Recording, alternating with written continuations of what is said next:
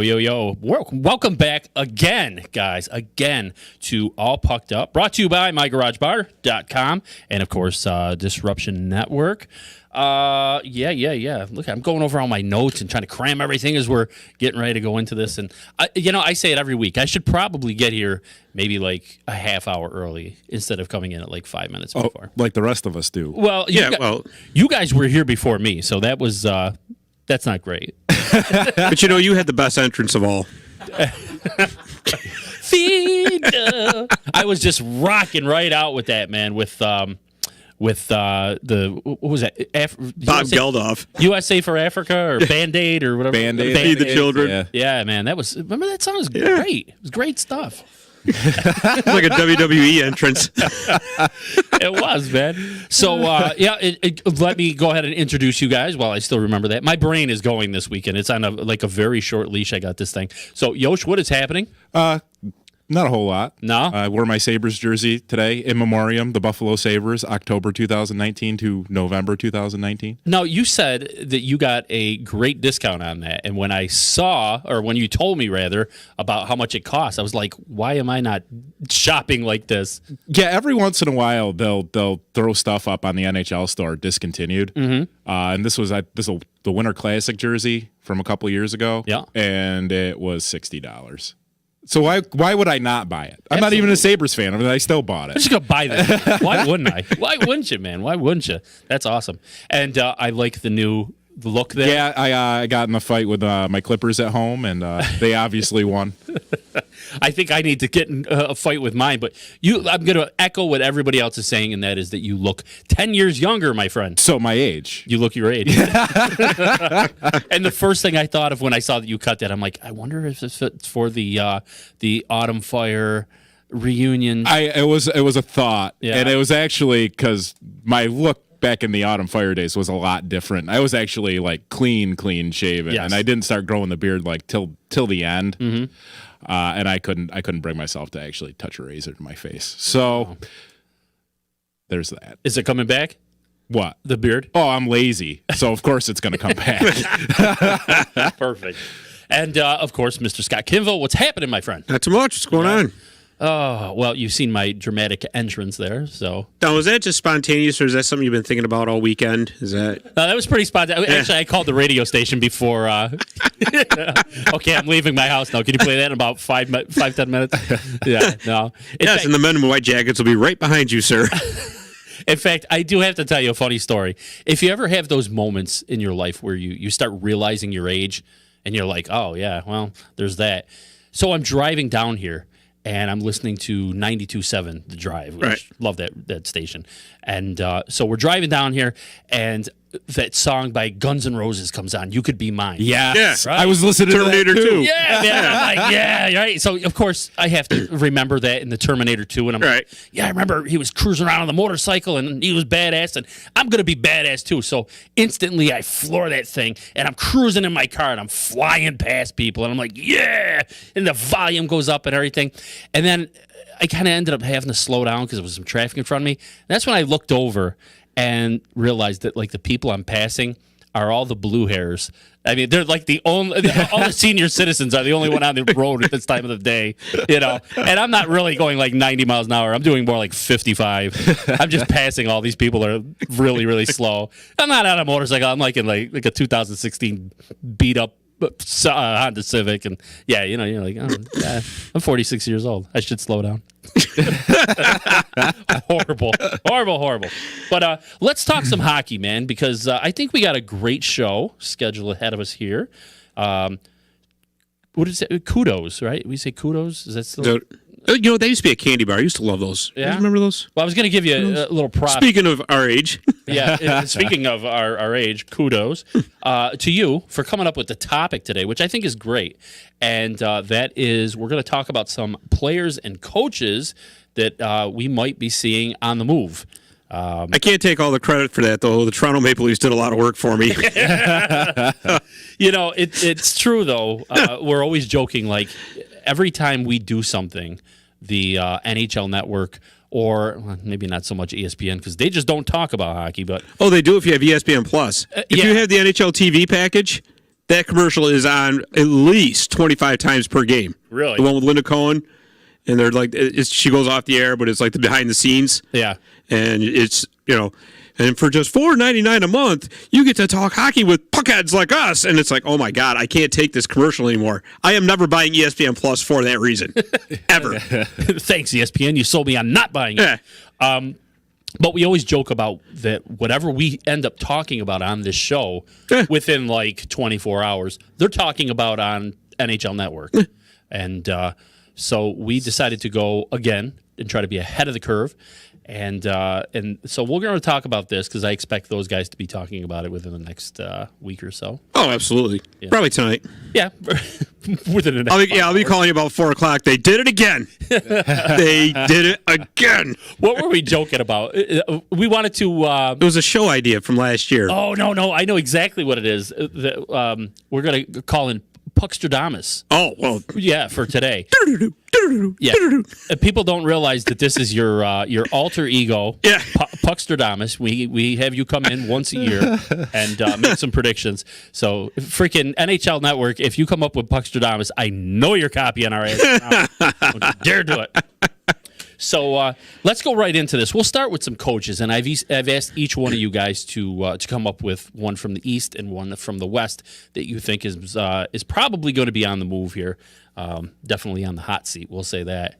And Scott, since you are playing Puckstradamus for today, I'll have you start. Let's go with the East. Who did you talk, or who do you want to talk about in the East? You think is going to be on the move? Well, before we get to the predictions, and I know it's always a week past, but I just kind of want to touch on that whole Toronto Mike Babcock situation real quick. Now, I know we had talked in our first show about who could possibly go and all that, and we said that Mike Babcock, if he doesn't get out of the first round this year, he's probably toast. Well, Toronto didn't feel like waiting, obviously. No. There's a few reasons behind that, actually. Sheldon Keefe, the guy they brought up from the AHL to replace him, has actually been sought after by a few teams. Mm-hmm. So Toronto, in their heads, knew that they were going to lose him if they didn't do something, right? And as it turns out, now they're saying that Mike Babcock and Kyle Dubas, who is the GM for the Toronto Maple Leafs, really did not get along that well at all. So it was kind of really getting to one of those situations where somebody had to go. Yeah. And what rolls downhill. General manager is obviously ranked higher than a coach, no matter what your coach's name is or anything like that. So I've personally always kind of thought Mike Babcock was overrated. I've always felt that. I'm not trying to take away anything from him. He's a good coach. But you tell me the last time Mike Babcock was surrounded by a team that really didn't have any talent. Oh, and he had to coach them up. When was the last time that ever happened, right? Been a while. Exactly. But I will say this in Mike Babcock's defense. Now, if this whole thing with Sheldon Keefe doesn't go as well as planned, then this whole thing was on Kyle Dubas. Because he has put the Leafs up against the cap, into cap hell for the next 3 to 4 seasons anyways, at least. Mm-hmm. He didn't really give them much to play with as far as having any kind of a backup goaltender. I think they just still have it in their heads that Freddie Anderson's going to play 65, 70 games a year, which just isn't the way it goes in the NHL anymore. You can't have that. The Tyson Berry trade looks like it was kind of a disaster, to say the least. I guess at the time you can't blame them for making that deal. They were looking for another D-man. Nazem Kadri is obviously expendable with the talent they have up front, but as we know, 2020 is perfect vision, and hindsight is as well. And it's not looking like that's going to work out too well for him. And just one little nugget on top of all that, Morgan Riley is their only defenseman they have signed through next season. Everybody else is an unrestricted free agent. So they got some decisions to make big time. And the problem is they don't really have a lot of D-men coming up through the AHL that's going to step up to replace them. Right. So Toronto could be looking at some hard times coming up. So started off pretty good here with Sheldon Keefe. He's won his first 2 games for the Leafs, but we're going to have to see something else because I just can't see how that's going to sustain. It's funny, too, because I remember when we were doing this show last year, we were talking about Toronto being one of the sexy picks of last season. They were very much predicted to, at least early on, to go to the Cup. Right. And that just kind of went south. Toronto they remind me of Vegas East. Yeah. They're almost built the same. Very top-heavy for forwards. Toronto's actually, believe it or not, a little bit deeper in their defense core. But it's the same situation as Vegas has with Marc-Andre Fleury. Something happens to Marc-Andre Fleury, or the guy actually has to have a night off, where are you going? Yep. You know, there's just not a suitable backup there. So they're both living on the edge as far as their goaltenders. If anything happens to either one of their goaltenders, season's over. All right. So now that I got my little spiel about Toronto out of the way, we'll get back to the matter at hand, what we were talking about. What was the topic? It was who's going to be the next to go from the East. That's right. And to me, it's Jeff Blashill from the Detroit Red Wings. Obviously, Detroit isn't playing that well. It wasn't really expected they were going to do anything this year.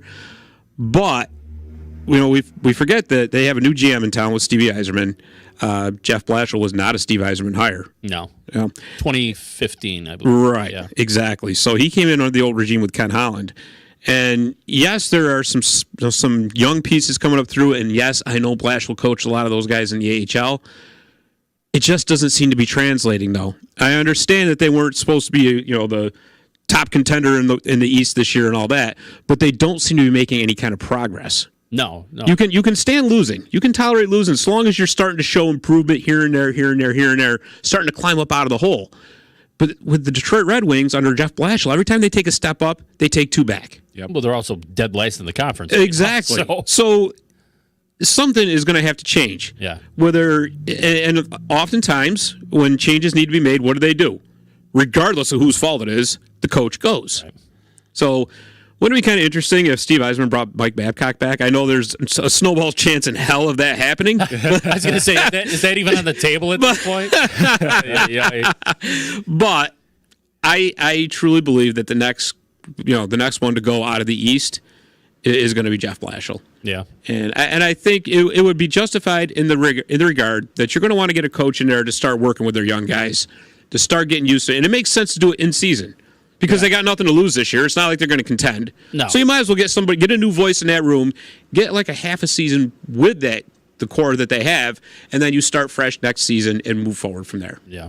Yeah, I'm looking at their record right here. It's 7-16-3 for 17 points.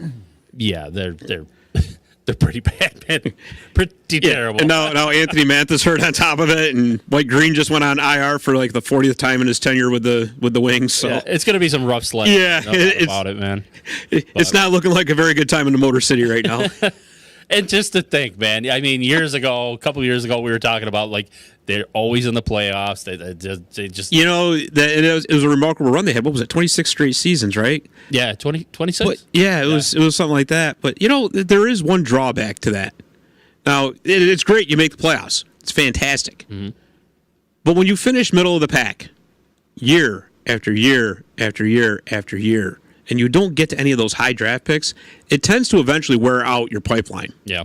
And so, which maybe right that's now what we're seeing. Yeah, they got a ton of mid-level prospects, but there's nothing really high-end elite. I mean, yes, they got Mortiz Sider, who they picked 6th overall this year. Mm-hmm. They just called up Filip Zadina, who, as you recall, they drafted last year as high-scoring winger from the Czech Republic, who was not very happy about being drafted I think he was drafted 8th overall. He got passed over by a few teams, and he wasn't happy about that. He ran his mouth and consequently didn't do anything in the AHL. So maybe he'll find his stride this year. We'll see. But maybe maybe under a new coach. Yoshi, we might as well do yours. What coach did you have for the East? I mean, I kind of took the obvious picks on this one with just how bad the teams on the East and the West are doing. I went with John Hines from the New Jersey Devils. Sure. I mean, let's get in our DeLorean here and go back to go back in time. Go back to 2014-15 when the Devils were 12-17-7 through the first half of the season, and Peter DeBoer went, see you later. Hines' record right now is 8-10-4. It's just the coaching situation's not working. Yep, they're second worst in the conference, right above Detroit. So players aren't getting utilized like they should. They've got their first overall pick, Jack Hughes, playing with a struggling young player in Jesper Boquist and Wayne Simmons, mm-hmm. who should have retired before he left Philly. Yeah, I don't know. It doesn't seem like the players are getting utilized in the way they should. And it kind of piggyback off of what Scott was saying about Toronto, you know, Tyson Barrie, coaching change, he gets moved up to the first power play unit, and he had 2 goals in the first 2 games with a different coach. Yeah. Right. So And he's another one. Actually, as I'm looking, he's been there since 2015 as well. Yeah. John Hines has. It really does make you wonder. Like, there's something to be said about consistency, but there's also something to be said about, when you watch your team and they're at the bottom of the standings, and I guess knowing when to cut bait. And like whatever we're doing here, man, it's just not working. Well, and the thing is, too, the Devils went into this season with all kinds of expectations because of all the moves they made in the offseason. Right. And I can't, and you can't entirely blame the coach for that because there's plenty of players on the team that are just not performing like they should either. Right. Like Taylor Hall, PK Subban. PK Subban's a big one. Yeah. He's on everybody's waiver wire in fantasy right now because he's just been a ghost. Yeah. Yep. So You know who else they were so excited about, and it's just been such a big disappointment, was Nikita Gusev. Remember, he was the big KHL star, and they couldn't fit him in Vegas, so Vegas traded him for a second-round pick. And we got Gusev, and he's going to play with Taylor Hall, and he's going to play with Jack Hughes, and now he is not playing anything. Nope. It's it's like watching the air slowly go out of the balloon. And I like how you took the air out of where you said playing anything. And then Corey Schneider's now down. He's now officially a Binghamton Devil. Yeah, Cleared waivers. Yeah. Wow. Nobody was going to take that contract on. Nobody. No. The other thing I want to kind of go into, I know, well, I think we might be talking about some Devils players in the later in this show, I'll say. But I mean, how do we address this without going into too much with that? There's like that trade, obviously. The Taylor Hall one from before. That's not really looking. Do we go into this right now, Puckstradamus, or do we not? No, not yet, because there's something to be said first. Okay. Now, it looks like New Jersey's going to be a dumpster fire again. Mm-hmm. Yep. I'm telling you guys right now, and I'll go into Puckstradamus mode on this one. Okay. If they end up with the number 1 overall pick again, because they have for the 2 of the past 3 years, and they still stink going into next season and the year after that, we can officially call them the Edmonton Oilers of the East. Ouch. Really? Look how many number 1 overall picks the Oilers had before. I mean, they're finally starting to figure it out this year, but it took almost an entire regime change. Yeah. If you think about it. You can't bank on just having a bunch of first overall Exactly. picks either No. because now you've got Exactly. a team full of teenagers and no experience on the ice. And it's no guarantee. No, Yeah. it's not. You never know how good they're going to be or if they're all going to gel with each other. Right. That's Exactly. the problem. So. Well, this guy was great with the juniors. Yeah, exactly. Whoa. Well, great. Now he's on the He was ice. awesome against 16-year-olds. Woo! Yeah. You know? Now he's with us and he stinks. So, I shouldn't say they stink. The problem is that people like me forget those guys actually have talent, and I'm sitting home judging them all, but that's all right. Well, hey. But I can't argue with you on either of those picks. I mean, those are 2 very safe picks to be on the move. So let's jump into the West. I guess, who do you have for the West? This one was tough. Yeah. This one was tough because I wanted to go with 2. I really did. And I might throw the second one in just real quick. But I ended up going out on a limb on this one, and I'm going to go Peter Laviolette from the Nashville Predators.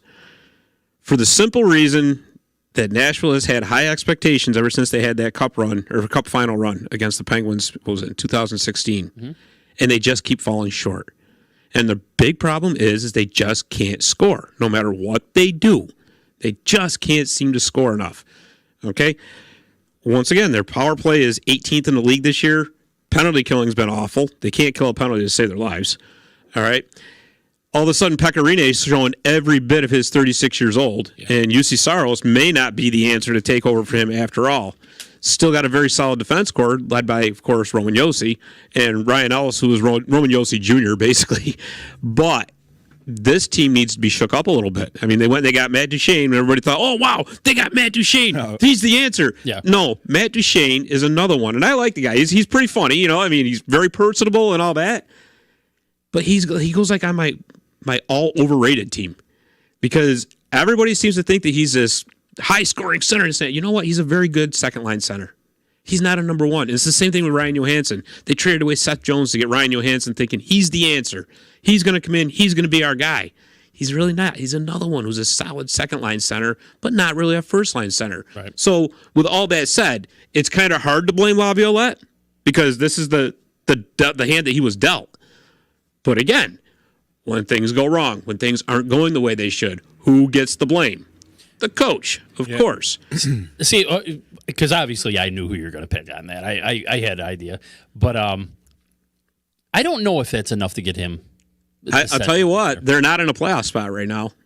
I mean, if they start falling further off the pace, yeah, because don't forget that Central Division is going to be very tough to get into one of those top 3 spots. Yeah, absolutely. And pretty much any of those teams in that division can get in. It's not like they're playing in a fruitcake division. No, and they're 5th in that division. Yes, right. So they're struggling. Yeah, I mean, the good thing for them is their goal differential is at +2 for the team right now. So that's a good sign that things could possibly, as the season goes on. But if Pecorine doesn't start picking it up and UC Saros is not the answer, forget it. They're done. Yeah, I don't mean to cut you out. I'm looking at the standings on it right now. St. Louis, Dallas, Winnipeg, Colorado, Nashville. And don't forget, Colorado's been without Landeskog and Rantanen. That is, and they're hanging in there. Yep. That's the scary part. And the real scary part with Colorado is, too, if they want to start fortifying that team a little bit, they've got cap space, they got picks to spend, they can do whatever they want. Yeah. So where are you going to go? Because, and everybody said, at the beginning of the season, including myself, the Western Conference, the 2 wild cards are going to come out of the Central. That's a given. It's not so much given anymore. Yeah. The Pacific Division suddenly got a little bit better, too. So somewhere along the line, it's like musical chairs. You're going to run out of chairs. Right? And the Nashville Predators are in very, very much, in my opinion, danger of missing one of those chairs. Yeah. I mean, that's what's the record here? And 10-9-3 for 23 points. Yeah, I mean, I can't argue with that, actually. And I'll tell you what, and I'm just going to throw this in real quick. If Laviolette doesn't get the axe first, it's going to be Bruce Boudreau. Yeah, for the Minnesota Wild. Was that your other? That was the other one. I was struggling with that. But I thought maybe that's a little bit too low hanging fruit, Bruce Boudreau, because the Wild just stink. Yeah, they're terrible. I mean, they've been playing a little bit better as of late. They don't really have very many good pieces because of the disastrous GM run of Paul Fenton. I mean, he left let's put it this way: he didn't flush the toilet when he left, right? So Billy Guerin's got his work cut out for him, and that's another reason why a brand new GM, same situation as Detroit. You got a brand new GM; he's going to want to get his own guys in there. Yeah, right. So if they continue to flounder, he's got the perfect out. Say, hey, I got to get a new coach in here. I got to shake things up a little bit. So, but I mean, Minnesota really wasn't expected to do all that much this year. I mean, I guess if there is a weak link in the Central Division, it's them. Yeah, absolutely. But I had to go with Laviolette because of Nashville, let's face it, is a higher profile team right now. Yeah. It's tough, though. And when I look at that, I think of everything that Laviolette brings. Yeah, exactly. I mean, he's got what's it, 2001, right? 2001, 2002. He started coaching. I mean, he's tons of years experience. Well, he's been a legendary Team USA coach, too. Yeah, exactly. He's got a cup win. I mean, it's hard, but sometimes that's all it takes, shake things up a little bit, get a new voice in the room. Yeah. You can, and it happens in all sports, you just kind of become complacent and you hear that same message over and over and over again. And after a while, players will tune it out, especially if they're not winning. That is true. Very true. All right. So I'm like, man, I actually like him. I hope we don't get. Me too. I really, I'd like to see the guy keep his job, but I mean, take Boudreau. David Poyle, listen to us and make better trades next time. Yoshi, who did you have for your West pick? I'm gonna preface this with an apology to Scott. Oh boy, I picked Todd McClellan from the Los Angeles Kings. He doesn't look shocked. The Kings' current record's 9-13-1. It's just not good. And McClellan's a good coach, but I just don't think he's the right coach for that team. And the Kings have a lot of other issues. I think there's a little bit of mismanagement going on when you're actively going out and signing 35-year-old Ilya Kovalchuk to an 3-year, $18 million contract, which I'm glad the Rangers passed on that. We can still trade him to you. Yeah, no. He's available. Luckily, our GMOs are fixed for the most part. The average age of the team is 29. That's 2 years older than the rest of the league. Yeah. And to go back, like I said, it's a team starting to look like the 03-04 Rangers. Like, let's sign all these old superstars that are way past their prime and cross our fingers. Bring them in for one last run and hope for the best. I just don't think McClellan is saying, like, going back to what we've been saying, utilizing the players in the right way. Yeah. I mean, there's a lot of talent on the team. There is. And, you know, Kovalchuk maybe in his head quite a bit the last 2 years, or maybe that's just how he plays his game now.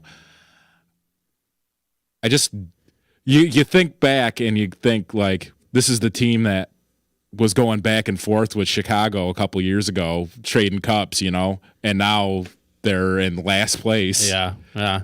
Well, I mean, Can I rebut that, please? I was going to say, Absolutely, please. nobody better to Please prove me wrong. Yeah, go ahead. So we'll start with Kovalchuk first, and I wasn't very thrilled about that either. Mm-hmm. The logic behind that was, don't forget, the previous season they had just gotten beat by the Golden Knights in the first round of the playoffs. They got swept by 4 games in the 4-game series. Each one of those games was a 1-goal game. Now in that offseason, they tried to trade for Max Pacioretty. Yep. That fell through. Whatever the reason, they didn't want to give up Gabe Velarde is what they didn't want to give up. So they figure, well, we got to try to do something to get some more goals in here. So they went out and signed Kovalchuk, thinking, well, yeah, it's going to cost us some money and some cap space, but it's not going to give up any. We're not going to have to give up any of our prospects. That was the reason behind that. They took a gamble and it blew up in their faces. Granted. Now, as far as Todd McClellan goes, I will be willing right now, right here, to bet my house that Todd McClellan does not get fired this year. Really? There's no way. They signed him to a 5-year contract in the offseason. Now, you're right about the Kings being old right now. However, well, not all of them, but a lot of the older players are all in their walk years. Oh, that's good. Alec Martinez, Tyler Toffoli is going to be gone. Trevor Lewis. I think they're going to keep Kyle Clifford around. He's a good character guy. But here's the thing, too. The Kings have, by all accounts, one of the top 3 prospect farm systems in the league. What they want. They know this year was going to be atrocious. They knew it going into the season. That's why they really didn't do anything in the offseason. You know, I'm not saying they're tanking, but the plan is to hopefully get one more top 5 pick to really solidify that system. They want to get as much playing time for the kids as they can in Ontario, their AHL team.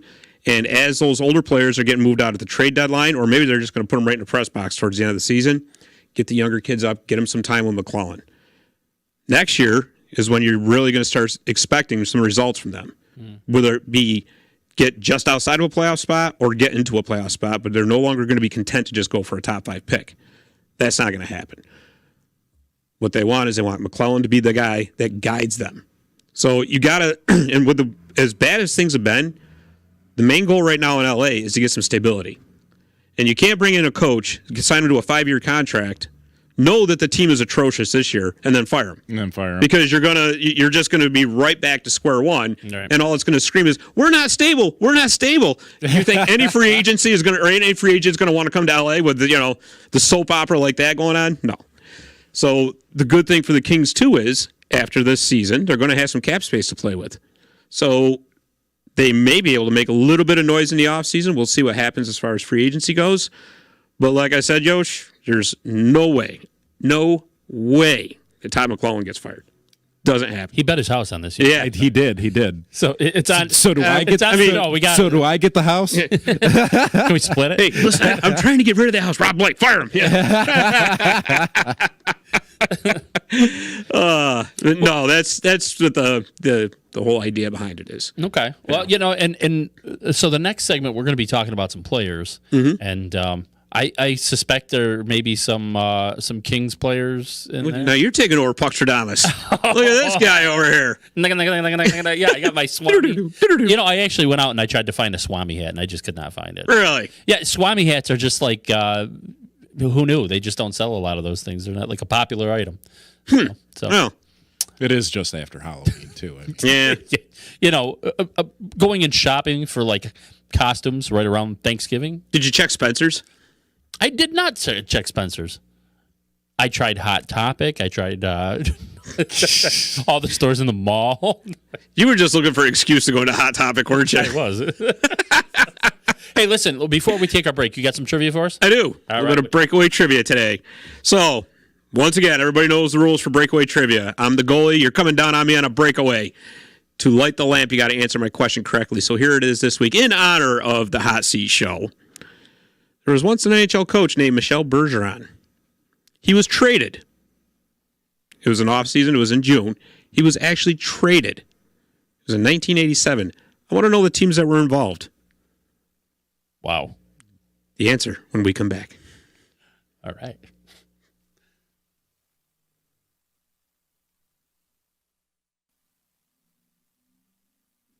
There we go. And we're back. That was really weird. I don't know why this, sometimes the microphones just don't unmute for me. Maybe it's me. Maybe it's user error. I'm not afraid to admit that, guys. So before the break, you had some trivia for us? What do you I got? did. And the question, once again, for all those out there who are listening, in 1987, head coach Michel Bergeron was traded. A head coach was traded in the NHL. Can you believe that? I want to know the teams that were involved. Do you guys know? I feel like I should know this, and I don't. I'm going to swing and miss on this one. Just throw two teams out there. I feel like this is a typical Scott one where he's going to go, I gotcha. It's like the Rangers and the Penguins. Yeah. The New York Mets and the Chicago Bears. Oh, Close. it was actually the Yankees. Sorry, guys. Nope. In 1987, the Quebec Nordiques traded Michel Bergeron, their head coach, to the New York Rangers for a first-round draft pick and $75,000. $75,000. That's big money in 1987. See, and I've said this before. I didn't even realize you could trade coaches. I never realized I that. tell you what, that's like really thinking outside the box, isn't it? Yeah, it is. I always thought that, when you're a coach. Maybe that's what can happen to some of these coaches. Instead of them getting fired, maybe they'll get traded. we're shipping you out. Yeah. You know? Taking the name off the door and you're headed out. That's very weird. I mean, I don't know how many other people realize that, but we did have some. Travis said New Jersey and the Nordiques. He's close. Yeah. I had completely forgot about the Quebec Nordiques. New Jersey and perfectly the honest. How could you forget about the Quebec Nordiques? They're legendary. I should tell you, too. Travis is chiming in, and he asked, what happened to Yoshi's face? This guy. I put it too close to the lawnmower. Oh, nice. Yeah. Well played, sir. Well played. Paris, we're still waiting for you to bring us down lunch, too, by the way. Yeah, I know. We're on it's like a lunchtime show. Yeah. It'd be great if we had He's always showing us all the stuff he's cooking. Yeah. It looks so good. Travis's kitchen. Yeah. You don't see any of it. Yep. Go figure. Let's get right back into this. We're talking players now that might be on the move before the trade deadline. And, you kind of alluded to this. I think you told me this off air. One of the reasons we wanted to talk about this is because even though the trade deadline is until February 24th, I think it is this year. Yeah. But there's a lot of teams that get a little trigger happy. They do. Antsy. And next thing you know, they're like, got to pull off that big trade Right. before it gets, And you want to know why? Because when you get to trade deadline day, sometimes you can wait too long. Yeah. Yep. That's what happened with Philadelphia when they tried to trade Wayne Simmons. Remember? Mm-hmm. It was like two seasons ago. They waited. They were supposed to get a first rounder, and then it was like, oh, maybe they'll get a second rounder. And then at the end, they settled for a third rounder. Yep. I think it was. And obviously, the third rounder was a little bit too much for him. But Yeah. and as much as I like Wayne Simmons, he's been a tremendous ambassador for the game. Good hard-nosed player, but I think maybe his better days are behind him. But unfortunately. But anyways, I digress. The other thing, too, it's like you might not be able to get that big trade done on the deadline date. That's the thing. Remember last year, we're all like, oh, it's going to go down. It's going to be a hot one. It's going to be great. And And then- then it was like nothing happened. And you know what, too? I'm sure we'll talk about this as we get closer to the trade deadline. When's the last time you've seen any big trades really work out for the teams that's spending all kinds of draft capital and all that to get that superstar player? It's pretty rare. Rare. The last one I could think of was when the Kings got Marion Gaborik. Yep. For the 14 run. Yeah, there really hasn't been any big ones that come in. And, It's just, and it happens every year. Everybody thinks like with the Jets and the Rangers, over Kevin Hayes. yeah. Yep. Yeah, that's true. The Jets paid top dollar for a third line center. thinking it was going to put him over the top. And And then Philly did. yeah, I know, right? Philly turned around and did the same exact thing. What kind of magical spell does this guy have anyway? He's a great talker, that guy. Apparently. Hey, so let's start with Yosh on this one. We're looking for players that have or that we expect might be on the move. So, Yosh, who do you have for your? Let's go with your West first. My West first? Yeah. I'm going to go with Johnny Hockey, Johnny Gaudreau. Johnny Gaudreau. Yeah. Yeah. You know, the Flames have been struggling big time. And for a team that made it to the playoffs, they were in second in their division last year. Right. And in second in the league, just behind Tampa Bay, actually, points-wise. And now this year, they're just flat. And I think he's got, what, 2 more years left on his contract? Three. They could get a big return for him. Yeah. He had 99 points last season. I mean, he's floating around 19 right now through 26 games. I don't know. Something's got to change in Calgary. You know, it's funny when I think about that because, you know, he's been such a fixture up there for, well, God, when did he come in? It's got to be like 5 years ago. Yeah, 5-6 years. Yeah. And you know, I guess, how do I put this without going into a whole Pittsburgh Penguins thing, which I didn't want to do, but there's got to be there's got to be like again, I guess talking about stability, you know, and yeah, they were kind of riding high last year, and now this year they kind of sunk a little bit, but I don't really think that warrants you know, dropping a player like Gaudreau. And I get it. I know his name has been kind of going around in the trade mill there for a little while. I think Philly was one of the ones that. Yeah. Well, he's from New Jersey, so it makes it'd be a homecoming for him. But I just don't know why you would trade a player like him. I just don't. Well, especially when he's got 3 years left on his contract. It's not like he's going into a walk year where they're going to have to overpay him. I'll tell you what, if they did trade him, you want to talk about signaling rebuild time? Yeah. Because I think last year, Calgary, they did a lot of that with smoke and mirrors, to be honest with you. Yeah. They really did. And, you know, this year they're kind of like coming back to the median, what they really, truly are. Do you think they need to go into rebuild mode, though? I don't know about a full-blown rebuild or a full-blown rebuild. Yeah. But they may want to start retooling a little bit. Yeah. I mean, Mark Giordano's still playing at a very high level, but he's 36 years old, and he is far and away your best defenseman. How much longer is he going to be able to maintain that? You know? I mean, Matt Tkachuk's a great piece to build around. Sean Monahan's a great piece to build around. Johnny Gaudreau's a great piece to build around. You know, that trade getting Elias Lindholm, that was a real good trade for them. But for some reason, things just aren't going the way that they planned. I mean, I don't know, maybe there's another candidate for a coach to be moved along. Yeah. Bill Peters. It just seems to me, and I guess kind of like what you're saying, 3 years he's got on the contract. Yeah. So, I mean, there's a $6.75 million per year too, which really isn't a bad price tag for him. No. I mean, but yeah, I can't imagine just looking at this team and saying, you know what, just blow it up. I can't see that. I think basically what Yosh is trying to say is he's a buy low candidate. Yeah. Yeah. That's, you know, if you can talk Calgary into saying, hey, you know, maybe he's not, you know, going to be what he has been and all that. Right. Awful hard to say when he's 26 years old, but still, you never know, especially if the right package comes along. Yeah. You don't know. I mean, He wasn't. I'll tell you, I don't nominated for the Hart last year. 2 years ago. 2 years ago. And I don't think it's a situation like Calgary was when they traded away Iginla, because that did signal a blow up for the team. Oh, and he was towards the end. Yeah, I just think, and maybe it is a coaching issue, and maybe he could be better utilized on another team. Mm-hmm. I just don't know. Well, and you know what hurts Calgary too is that, like we just said earlier, the Pacific Division suddenly got better. Yeah. You know, when they ran roughshod last year, let's face it, the division was crap. Yep. You know, you really didn't have much competition in that division, so they were able to do what they did. But this year, everybody is playing better. Some to some degrees more, to some degrees less, but it's still overall a better division now. Yeah. You know? Yeah, I'm looking at, so he's got 394 games in.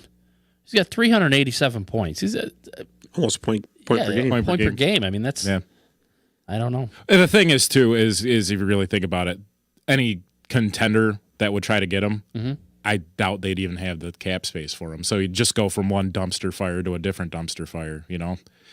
Like the trade with Philly wouldn't have the cap space for him. They'd have to move a lot just to have him be on the team. Well, see, and that's why I think this year you're going to kind of see a quiet trade deadline. Yeah. Because of that cap not going up that much this year. There are so many teams right now that are butted right up against the cap that there's really not much, much wiggle room, really. Crazy. 26 years old, Johnny Gaudreau is. Yeah. Now, what some teams are going to have to do in order to get these teams that are, like, say, a Calgary, to retain some salaries or some cap hit, they're going to have to up the ante even more. You think about it. Oh. Who did Scott? Who did you have for your West player? Well, I'm going right back to my Kings, and I'm just going to say it's Tyler Toffoli. Right. Poor Tyler. At one time he was one of the bright, promising young stars of the Kings. He was a 31-goal scorer not even 3 years ago. And along with the team's fortunes, his have kind of gone downhill too. Last year, it was like, oh, what's wrong? He only had like 12 goals for the year, I think, right? And you looked at his shooting percentage. He was still getting his shots. He had almost 200 shots for the entire year, which is not bad. It means he's still shooting the puck. Yeah. But he was shooting like 3%, something like that. So you come into this season with some optimism and say, well, considering the league average is about 10%, right, for each player. Mm-hmm. So you think, oh, maybe he'll come back to the median and he'll start to produce and all that. And he still does show flashes of what he can do. But it just seems like he got comfortable in L.A. Got comfortable being able to go to the beach every day. He got comfortable walking outside the door when in Winnipeg it's 10 below and inside his house it's 80. I was going to say, that'll happen, man. Right? So he's in his walk year. So in other words, he's an unrestricted free agent next year. And as I touched on earlier with the Kings prospects, they want to make room for him. And some guys are going to have to go. And right now, Tyler Toffoli could still, especially once you get closer to the trade deadline, even though I don't think they're going to wait, teams are going to start getting desperate. Yeah. Because you got to watch out for injuries now, too. Yep. Some teams are going to start getting hit with it. Actually, I shouldn't say some. All teams are eventually going to get it because everybody does. Sure. Right? So Toffoli has been linked to the Islanders, who could use another scorer, and also to the Boston Bruins. So that would be real interesting because one of Boston's problems, if they do have any problems, is they're living on one line. Really. I mean, granted, David Krejci's been really good since he came back, but they need another winger to go with Krejci. Yeah, they really do. Yep. So if they can get Tyler Toffoli, who's by the time, and the funny thing about the cap hits are, as the season goes on, the cap hit goes down and down and down. Yeah. Right? So if they can swing a deal to get Toffoli, get him into a playoff run, you never know. But it's obviously the Kings are going to be sellers. But it was just like, remember we were talking about this with Jake Muzzin. When did the Kings trade him? Yeah. It was January, I think. It was far before the trade deadline. Yep. But the thing is, why these deals happen is because some teams really feel they've got that need. They don't want to wait to the trade deadline to get into a bidding war. Oh, I don't blame them, yeah. They say, here's a really good offer. We're not even going to screw around with trying to lowball you and all that. We recognize we have a need. Here's what we're going to give you. And if that other GM says, I don't want to be stuck with like the Wayne Simmons situation where I waited too long and I don't get anywhere near what I thought I was going to get, hey, you know what? Yeah, I'll take it. And in LA's situation, like I said, they want to get their young players up anyways. Yeah. So they are very much so a candidate to have players moved out before the trade deadline. Toffoli, Martinez, Trevor Lewis, guys that are all in their walk years. So you always see these guys coming in at a trade deadline anyways, and everybody's like, "Oh, this is gonna really help this team. They're gonna blow right up." Exactly. You don't know that. No. Like the chemistry, and you know why too? Because by the time the trade deadline hits, there's less than 20 regular season games left for each team. Yeah, it's like 18 on an average, right? Is that really enough time for that player to get acclimated to the new team to start? You're going to have to gel with your teammates immediately. Yep. And that's another advantage to a team making a deal before the trade deadline. It gives that new player time to get settled in, get used to the new team, start gelling with his teammates. So I'm telling you, you're going to see moves before the trade deadline. It's going to happen. Yeah, if you can get in an extra 10, extra 20 month. games, I mean, why not? And that way too. Knowing you're going to make a deal at some point anyway. Yes, absolutely. So, and I'm looking at Toffoli's numbers here. 27 years old. Yeah. Doesn't look like he's missed a game in 2 years. No, and you know what the other thing too is with him? 3 years ago, he led the league in plus minus. He was a plus 39, right? So, and the reason why I kind of like him going to the Islanders too, Tyler Toffoli, for him being known as just pure goal scorer, his best years were with Daryl Sutter. Daryl Sutter, Mr. Discipline. Yeah. You will play my system. You will play defense, or I will sit you. Who's that? I will roll 4 lines. Who else does that? Exactly. Barry Trotz. Yep. So I think Tyler Toffoli would be a fantastic fit for the Islanders. I really do. Yeah. And so, now that you got Andrew Ladd buried in Bridgeport, you can get rid of some of that salary anyway. I really think it's going to come down to Boston and the Islanders. One of those two is going to end up with them. I don't know who yet, of course, but it's going to be interesting, and it will happen before the trade deadline. Yeah. Could be an interesting piece on either one of those teams. I think so. Could be. So, and Yoshi, who did you have for your West player? Well, I'm probably going to shoot myself in the foot again with this one. Oh, I'm sorry, for your East player. Yeah. Well, initially I was going to pick Nick Backstrom, but now the rumor mill's already going that they're already in contract talks with him because it's a contract year for him. So then I went with Braden Holtby. And here's why. Okay. Here's why. Cap space. The Caps are literally $750,000 ish away from their cap limit. Wow. Yeah, they've been having to do a lot of cap gymnastics with their AHL transactions. They barely made it into the season under the cap, just barely. That's another name, obviously Holtby, and it's like you see some of these names come through, and I've seen Holtby's names on a lot of trade rumors too. Yeah, and you start thinking about it, man. What a great run he's had with this team. Yeah, and he's playing well this season. Yeah. Oh yeah. Yeah. Absolutely. But I just don't. I think if the Caps, for some reason, just fall apart pre-trade deadline, and there's no chance they'll make it into the playoffs this year, which is obviously that's not going to happen. Yeah. He'll be good trade bait. If not, I have a feeling that they might let him walk, because right now his contract's $6 million. He's 30. He's going to ask for more money. Yeah, 30 years old.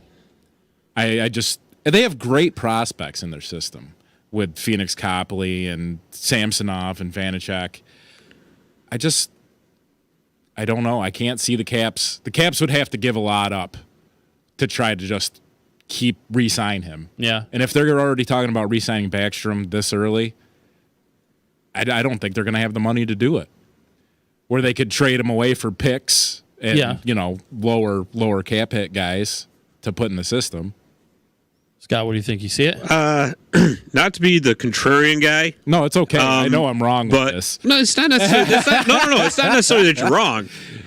The reason I would say they're not going to do it is because the Caps are still in their window, and Braden Holtby's a proven commodity. Yeah. So there's no way they miss the playoffs at this point. No, you're gonna. Like I said, they won't. You're right. They do have great goaltending prospects coming up through. Absolutely. Samsonov's been fantastic when he was up. Phoenix Copley actually proved he'd be a pretty good goalie when he was up backing up Holtby. Yeah. But when you get into those playoffs, and you've got, okay, here's our window. It's open. We got to go for it now. You're going to want to get one more playoff run out of Braden Holtby. And I do believe they're going to let him walk. And I also believe that Braden Holtby isn't going to get as much as he thinks he's going to. Well, no. Because I'm telling you right now, this offseason, the market is going to be flooded with goaltenders. There's I think 10 or 12 of them hitting unrestricted free agency. There's another 4 or 5 that are hitting their RFA years, which we know that's just a misnomer. Yeah. But the point being, there's going to be a ton of goaltending available. So all these goalies that are hitting at the wrong time, basically, I don't think Washington re-signs him, because you're right. They gotta really start freeing up some cap space somewhere else, and I think that's going to be the one that does it. I would be shocked if he did get moved, and it could happen. I mean, you're right that he could bring back a nice haul for a team that's, maybe a team gets a bad goaltending injury right before the trade deadline. Yeah. Crap. What do we do now? We were here. We were contending. Now what? Well, if Holtby's available, Make an offer and see what happens. See what happens, throw it at the wall, see what sticks. But it is tough when you look at that. I'm looking at the resume, man. 4-time All-Star. He's a 2016 Vezina winner, 2018 Stanley Cup winner. Right. It is awful tough, and it is a sport. It's a I should say sports are a business. Money. But you will see goaltenders get moved at the trade deadline this year. Yeah. There's no doubt because there's too many teams that need another backup. Yeah. My thing with Holtby is when he's good, he's outstanding. Great. Stand on his head. Yep. When he's not on his game, Yeah. it's 4+ goals behind him. Yeah. I just. And it was a weird time last year because obviously we've talked about this before when he was, like you say, he was disastrous early in the season, and they yanked him. And then when they needed that playoff experience, here comes Holtby, and now all of a sudden he's a freaking wall. Right. Yep. And and that's what seems to happen with Holtby every year. Yeah. Especially winding down the season. When Grubauer was playing on the Caps, and he finished the season for Holtby and played the first round of the playoffs. And then they did want to get rid of him. They didn't. No. But and then Grubauer fell apart, and Holtby came in and muscled his way through like he always does. Yeah. He's just such a hot, cold player. Very streaky. Yeah. Very streaky.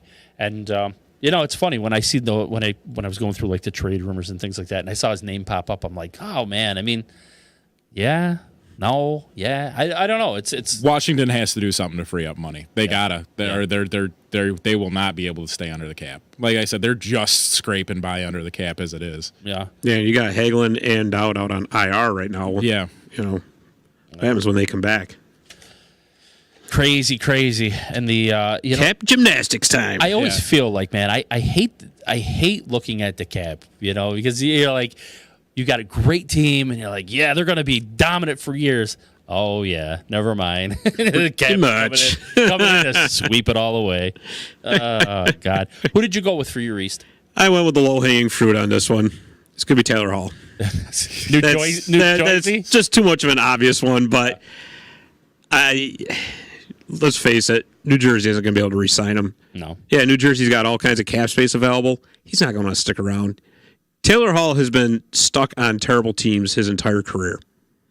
Okay, he's entering the prime of his career. Right. He wants to go somewhere where he's going to win. Yeah, he wants a shot. He wants a shot. And you can't blame him. You can't blame him. And New Jersey right now is a clown show.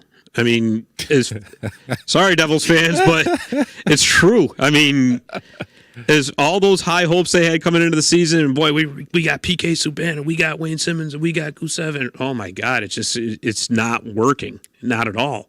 Their coach is already not 1 foot out the door, 1.5 feet. I think his heel is hanging on inside the door right now. He's trying not to get pushed out, right? So they're going to have to do something with Taylor because he's not going to resign. So you got to get rid of him. Yeah, you got to. And he is far and away your most valuable asset. Now, if we're going to talk about this, we got to ask the question. So the trade, obviously, with Edmonton years ago, Ray Sherrill pulling that rabbit out of his hat for Adam Larson, and everybody at that point said that the Devils had basically stolen Hall. I still think they did. Okay. Because Adam Larson's been hurt half the time he's been in Edmonton. Yeah. And let's face it, Peter Chiarelli, who's probably going to go down as the worst general manager in the history of the NHL, could have gotten much more than Adam Larson for Taylor Hall. Yeah. I just don't know what he was thinking. I still to this day, I'm like, I see though that the argument all of a sudden is turning into longevity, where everybody's saying, well, because when the Devils got Taylor Hall, they thought they were on the brink. I mean, let's face it, they made the playoffs. Right. What was it, just 2 years? They actually gave the Tampa Bay Lightning one hell of a scare. They really did. So things were looking on the upswing. It's like, okay, here we go. We've turned the corner. We just got to get a few more pieces. Then they got the number 1 overall pick, and they got Nico Hischier. It's like, yeah, here we go. And then things fell apart last season, but don't worry. We got the number 1 pick again. We got Jack Hughes. And look how it's going. Oh, my God. Oh, jeez, again. So you don't need that kind of a toxic environment. Right. You really don't. And Taylor Hall has been only knows too well all about those. Yeah. So somebody is going to pony up, and they are going to pony up big time to get Taylor Hall. We're talking probably multiple first-round picks. I would guess. Either that or a first-round pick and a very high-level prospect. But the thing is, if you give up all that for Taylor Hall, you damn well better make sure you can re-sign him. Yeah. And you've got the cap space available to do so. And that's going to be the other tricky part. The point I was just going to make. Hall could request the trade too, get out of the dumpster fire in New Jersey, but where's he going to go? To a team that has the cap space for him. No, that's exactly. To use a 4-letter word, same shit, different pile. Right. Or unless Taylor Hall actually says, you know what, I'm going to be willing to give up a little bit of money to finally go to a contender. Go back to Edmonton. Yeah. Play top 6. Why not? Hey, could you imagine that if he did? Can you imagine if he had stayed there? If he had my God, right? Oh my God, it'd be unbelievable. I mean, is there any other teams you can potentially see him going to? That's the other hard part, though, because they're not going to trade him within the Eastern Conference. No. You know where he'd be actually a very interesting spot for him? Colorado. Oh, I was actually going to say that too. Colorado's got cap space to burn. Yeah, they do. Tons of it. Wow. Of course, Colorado's also going to be in the market for another goaltender too. So, wow. Oh, okay, that was random. Yeah. I really see him. If anything, I'm going to pick Colorado. Okay. All right. And wow, would that be interesting? And as I'm thinking about that, I mentioned Edmonton. What kind of cap space do they have? Do you know? They're starting next season, they're going to be hurting. Yeah, because that's when those Connor McDavid and Leon Draisaitl extensions kick in. Come in. Okay, so it's a nice thought. That's but still Colorado. But man. But again, don't forget if teams can manage to navigate through the next couple of seasons, and by what was it 2021. You're going to see that cap go up significantly because you're going to have a new CBA, right? And you're going to have a new TV contract, which is going to bring in a ton more money. And because it's hockey-related revenue, that cap space is going to grow exponentially. So all of a sudden, and another thing you want to think about too, with that new CBA, you're probably going to see some compliance buyouts. Oh, yeah. So teams are going to be able to jettison some of these bad contracts they have, meaning everybody's going to have cap space to burn. Yeah. Meaning there's going to be a ton of money available. So, and you have an expansion draft coming as well. Potential for more bad contracts to go away. So within 3 years, I'm telling you right now, you're going to see a drastically different NHL. You watch. And you may see the return of like dynasty type teams, because they're going to have much more cap space available, and they're going to be able to kind of long-term plan a little bit better. So there you may not see the parity anymore. That means there might be hope for the Penguins, Rich. Again? Yeah, they'll get another number 1 pick somewhere along the line. Yeah.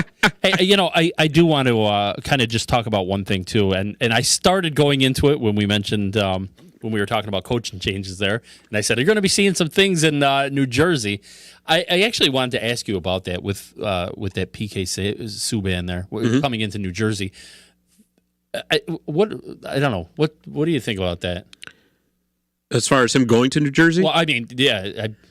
Well, they had to give up a couple second-round picks to get him, and they took on that entire cap hit, which isn't really a big deal for New Jersey because they have cap space up the yin-yang, right? I almost kind of wonder with all that, if that wasn't a matter of trying to keep up with the Joneses. And the reason I say that is because here you got the Rangers taking all the headlines, right? Capo Caco, oh my God, we got Artemi Panarin, we got this going on, we got that going on. The Islanders are building a very good team out there. And now here's the Devils out in New Jersey. Hey, look at us, So they go out and they go to get PK, they get, like we've already gone over, Wayne Simmons, they got Gusev. Hey, we're going to be a contender. We got Jack Hughes. Check us out. Yeah. And all of a sudden it's like, oh, wait a minute. Those shiny new toys aren't really that cool. I mean, now what? It just kind of screams like, and we had to deal with them for years. Not we, the Penguins, Ray Shero. And I don't think he's a bad GM at all. Right. Actually, he pulls off some trades that you're like, my God, great. I'm waiting for him to pull it off for the Penguins again this year. He's already actively shopping. He wants them their top 6 forward. maybe you'll get to Foley. Well, all I know though is when you look at that, when he went over to New Jersey, when Cheryl went to New Jersey, that's the first thing I said is he's going to do some wonders with that team, and obviously, I don't know, man. I don't know if he's Well, the thing is, I think what they were hoping for with PK was to have a play driving defenseman. yeah. The puck mover, the guy who's going to spark the offense. He's got, 4 assists this year, I think, something like that. He's been terrible. So if you can't get your offense started from the back end, where are you going? Yeah. And I think that was the whole big thing, besides wanting to keep up with the star power and all that. They say, hey, we can kill 2 birds with 1 stone here. We're going to get a puck-moving defenseman, and we're going to get a big star. Let's do it. And all of a sudden, maybe they should have done their homework a little bit more, because PK was actually tremendously outplayed by Roman Yoshi in his time in Nashville. Even Ryan Ellis, I'm going to say. I will go out on that limb and say Ryan Ellis outplayed him. Okay. But they got him now. Now you got him. What are you going to do with him? Nothing. Hey, so I got to say this. So Travis has been texting us the whole time and asking us. He says he's going to come in next Monday. He's going to bring some food too. Really? Yeah. All right. So pizza or Riggy's? He wants to know. Riggy's all day, right? Well, yeah. I get pizza down the road. Yeah. But yeah, that'd be great to have him on, and yeah, we'll have to. Well, I mean, why not both? So. Next Tuesday. Yes. Oh, that's right. Yeah. We are switching to Tuesday next week. Yes. Just next week. Okay. It's my fault. I had to work. Yes. So next Tuesday or next week we'll be on next Tuesday, and then we're going back to Mondays. But yeah, and as I'm also looking at this, we're already over on the time. Do you believe that? Really? Yeah. It's shot by. Absolutely shot by. Well, we're going to get traded pretty soon. I know. Holy mackerel. Can't believe it. What do I do with all this? I had planned on talking about. That's all right. Anyways, we'll call it for today. And if anybody's out there and wants to chime in and talk about some other players that maybe we missed or whatever, or some coaches that you think might be on the move, definitely do so and let us know. And of course, we always say we'll respond to it later. We can get the big, great debate with you online. You'll be able to check this show out on All Pucked Up Podcasts on Facebook. Yep. That's obviously on the Disruption Network, My Garage Bar. We're all over the place. Yeah. Got to come check us out. Yeah, I think we have like 4 or 5 different sites. Yeah. So, yeah. We're the New Jersey Devils right now. Look at us. Look at us. Good stuff. All right, well, let's call it for today, and we'll be back next Tuesday at noon. So for Yoshi and for Scott, I'm Rich Masucci. Thanks for tuning in, and enjoy the games. We'll talk to you later. Happy Thanksgiving. Oh, yeah, happy Happy Thanksgiving. And there's that. Take care. See ya.